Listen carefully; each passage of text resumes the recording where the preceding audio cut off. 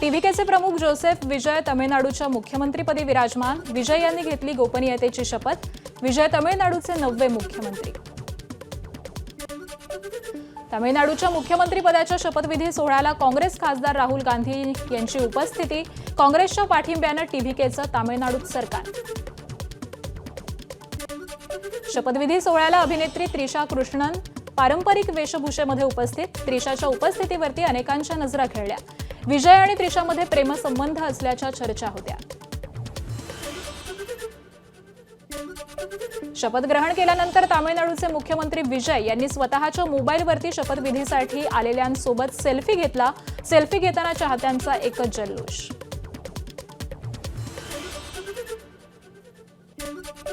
दरम्यान मुख्यमंत्रीपदी शपथ घेतल्यानंतर विजय यांनी मुख्यमंत्री कार्यालयाचा पदभार स्वीकारला। 200 युनिट मोफत वीज, ड्रग्ज विरोधात स्पेशल टास्क फोर्स आणि महिला सुरक्षा टास्क फोर्स या स्थापनेच्या फाईल्सवरती स्वाक्षरी केल्याची माहिती आहे। केरळमधील मुख्यमंत्रीपदाच्या उमेदवारीवरून काँग्रेसमध्ये संघर्ष कायम। काल दिल्लीत राहुल गांधींच्या उपस्थितीत बैठक पार पडली। काँग्रेसच्या 3 वरिष्ठ नेत्यांमध्ये मुख्यमंत्रीपदासाठी चुरस वाढली आहे। सूत्रांच्या माहितीनुसार के.सी. वेणुगोपाल यांच्या नावाला सतीशन यांचा विरोध आहे। आसामच्या मुख्यमंत्रीपदी दुसऱ्यांदा हेमंता बिस्वा शर्मा शपथ घेणार। हेमंता शर्मा यांची भाजपच्या विधिमंडळ नेतेपदी निवड। जे.पी. नड्डांकडून हेमंता यांच्या नावाची घोषणा। 12 मे रोजी शपथविधी सोहळा। पश्चिम बंगालच्या मुख्यमंत्रीपदी विराजमान झाल्यावरती शुभेंदू अधिकारी ॲक्शन मोडवर। शुभेंदू अधिकाऱ्यांनी बोलावली पोलीस अधिकाऱ्यांची बैठक। बंगालमधील कायदा सुव्यवस्थेच्या परिस्थितीचा आढावा घेणार। डीजीपींसह राज्यातल्या सर्व पोलीस अधीक्षकांशी चर्चा करणार। दिल्लीमध्ये केंद्रीय गृह आणि सहकार मंत्री अमित शहा आज पूर व्यवस्थापन आणि उष्णतेच्या लाटेच्या तयारीचा आढावा घेण्यासाठी उच्चस्तरीय बैठक घेणार। या बैठकीमध्ये केंद्र सरकारच्या विविध यंत्रणांची तयारी, पूर्वसूचना प्रणाली, संसाधनांची तैनाती आणि आपत्ती व्यवस्थापनामधील समन्वय यांचा सविस्तर आढावा घेतला जाणार।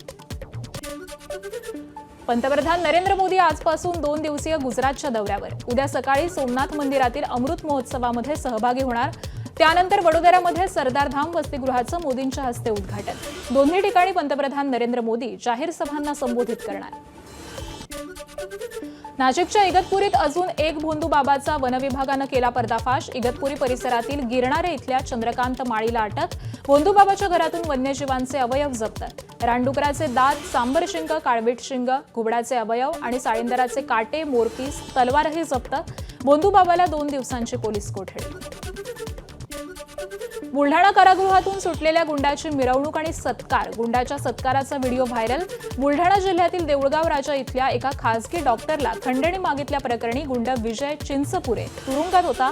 तुरुंगातून सुटताच साथीदारांनी मिरवणूक काढली।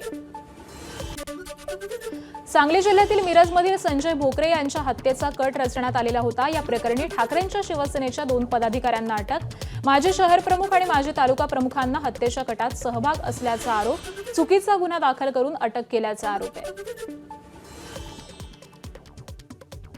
शिवसेनेचा जिल्हा प्रमुख म्हणून जिल्हा पोलीस खात्याने केलेल्या ह्या आरोपांचा आणि ह्या गुन्ह्यांचा मी पहिल्यांदा फेटाळून लावतो।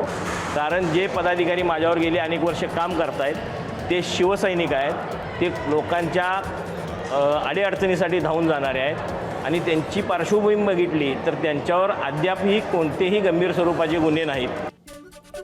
अंदमानात यंदा मान्सून आगमन लवकर। आधी 14 ते 22 मे दरम्यान आगमनाचा अंदाज होता।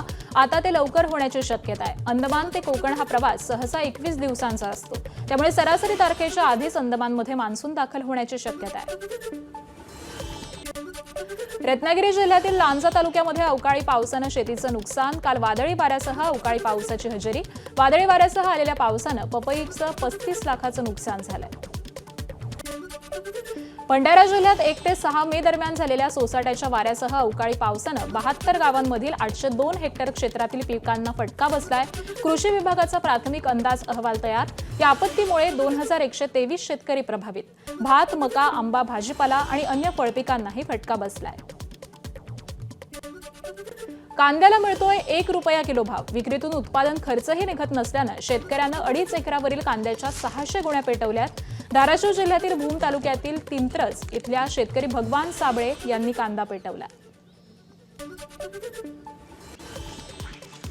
माझा 4 एकर कांदा होता, तर त्या ह्याच्यातला 4 एकर मधला 2.5 एकर कांदा आहे, हा पेटून दिलेला 2.5 एकरावरला कांदा पेटून दिलेला आहे मी. तर हा कांदा काढण्यासाठी जवळजवळ 1 ते 1.5 महिना कालावधी गेला. आणि आता मी व्यापाऱ्याला फोन केला, तर कालची पट्टी, आज एका गाडीची पट्टी आलेली आहे फक्त 4,000 रुपये.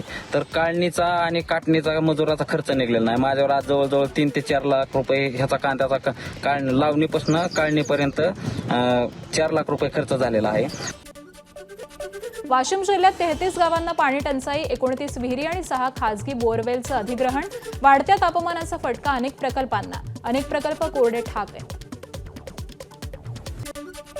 नांदेड जिल्ह्यात उष्णतेच्या लाटेचा भुईमुगाला फटका, पानांची गळती आणि बुरशीजन्य रोगाचा प्रादुर्भाव. तर भुईमुग पीक वाळण्याचं प्रमाण वाढलंय, उत्पादनात घटही होण्याची भीती आहे. धुळे शहरासह जिल्ह्यात तापमानाचा पारा 42 अंशांवर. गेल्या काही दिवसांपासून शहरात तापमानात घट झालेली होती, मात्र आता पुन्हा तापमान वाढत असल्यानं काळजी घेण्याचं हवामान विभागाचं आवाहन आहे. धुळ्यात वाढत्या तापमानामुळे भाजीपाल्याची आवक घटली, परिणामी भाजीपाल्यांच्या दरामध्ये वाढ. टोमॅटो 50 रुपये किलोवरती, कोथिंबीरची जुडी 90 रुपयांवर गेली. भंडाऱ्यात जमावबंदीचं उल्लंघन करून बावथनडीच्या राजीव सागर प्रकल्पावरती आंदोलन करणाऱ्यांवरती गुन्हे दाखल. प्रकल्पासाठी सुसरडोह, कमकासूर आणि सीतेकसा या गावातील ग्रामस्थांच्या जमिनी अधिग्रहित, मात्र अजूनही मोबदला नाही. मोबदला देण्याच्या मागणीसाठी हे आंदोलन करण्यात आलं होतं. गडचिरोलीत प्रस्तावित विमानतळाच्या मुद्द्यावरून शेतकऱ्यांचं तिसऱ्या दिवशीही आंदोलन. जमीन देणार नाही आणि सर्वेक्षणही होऊ देणार नसल्याची भूमिका. जिल्हा मुख्यालयापासून 20 किलोमीटरवरील हिरापूर, गुरवळा आणि विहीरगाव या 3 ठिकाणी विमानतळासाठी जमीन सर्वेक्षण. नवी मुंबईतील पारसिक हिल डोंगरावरती सिडकोकडून बिल्डर्सना भूखंड विक्री सुरू. पर्यावरणाची हानी करत भूखंड सपाट करण्यासाठी मोठ्या प्रमाणात खोदकाम.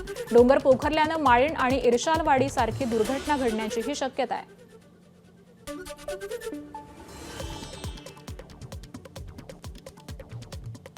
पारसी हिलवरती इतके वर्ष जी वनसंपदा होती ती सिडकोचे अधिकारी, राजकारणी आणि हे बिल्डर एकत्र येऊन ती नष्ट करण्याचा प्रयत्न करत आहेत. नागपुरात 6 टन प्रतिबंधित मांगूर मासे जप्त, 4 आरोपी ताब्यात. कॅटफिश ओळख असलेला मांगूर मासा प्रतिबंधित श्रेणीत. माहितीनुसार बंगळुरूहून उत्तर प्रदेशकडे नेला जात होता हा मासा. पोलिसांकडून माहिती नागपूरच्या मत्स्य विद्यालयाला देण्यात आली आहे.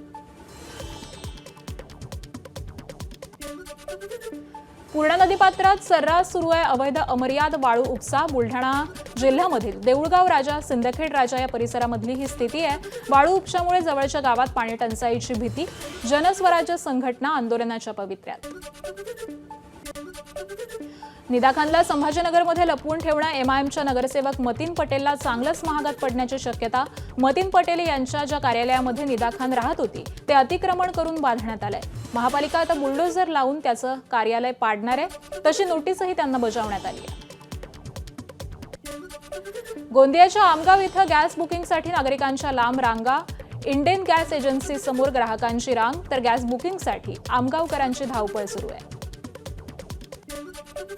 नाशिकच्या येवला तालुक्यामधील देवळाणे इथं शेतकरी दाम्पत्यावरती मध्यरात्री ॲसिड हल्ला. घराच्या टेरेसवरती झोपेत असताना अज्ञात व्यक्तीनं भाऊसाहेब बोराडे आणि त्यांच्या पत्नी कांता बोराडे यांच्यावरती ॲसिड फेकलंय. पोलिसांकडून गुन्हा दाखल. आरोपीच्या शोधासाठी विशेष पथकही रवाना.